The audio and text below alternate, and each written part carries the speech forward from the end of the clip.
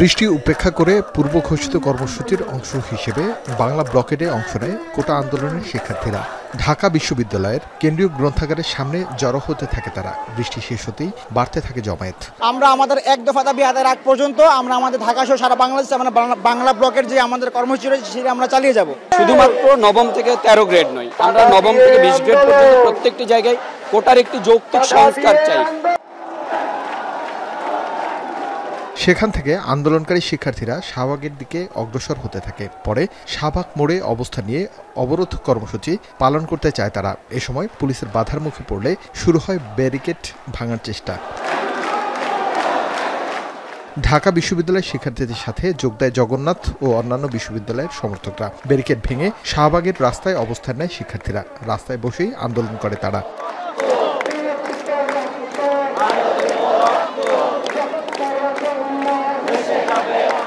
একই সময় রাজু ভাস্কর্যের সামনে অবস্থানে ছাত্রলীগের নেতাকর্মীরা।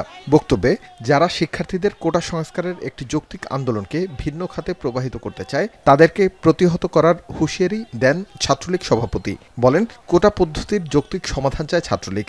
এখন যারা রয়েছে তারা হচ্ছে প্রফেশনাল আন্দোলনকারী, আর এই বিএনপি জামায়াত যারা সমর্থন খেলা খেলছে ওরা হচ্ছে প্রফেশনাল আন্দোলনকারী, আর এরা হচ্ছে প্রফেশনাল আন্দোলনহারী। কোন আন্দোলনেই যে তার সক্ষমতা এদের নেই, এবং যে কারণে আজকে এরা ভর করার চেষ্টা করছে। এদিকে উত্তপ্ত ছিল ঢাকার বাইরের পরিবেশও। কুমিল্লায় বৈষম্য বিরোধী ছাত্র আন্দোলনের নেতাকর্মীদের সাথে পুলিশের ধাওয়া পাল্টা ধাওয়ার ঘটনা ঘটে।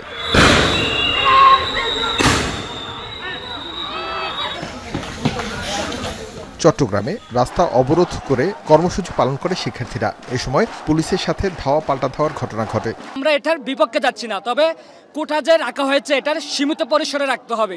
আমাদের এই যৌক্তিক দাবি আদায় না হবে ততক্ষণ পর্যন্ত আমরা ক্লাসে রিডিং রুমে আমরা ফিরে যাব না। কোটা দিয়ে সে যখন একটা জায়গায় যাচ্ছে সেই যে ভ্যালুটা একজন মেধাবী যখন ওই জায়গাতে যাবে ভ্যালু সেম হতে পারে না। এছাড়া বরিশাল ও খুলনায়ও বাংলা ব্লকেট কর্মসূচি পালন করেছে শিক্ষার্থীরা। আরিফ হোসেন, এখন, ঢাকা।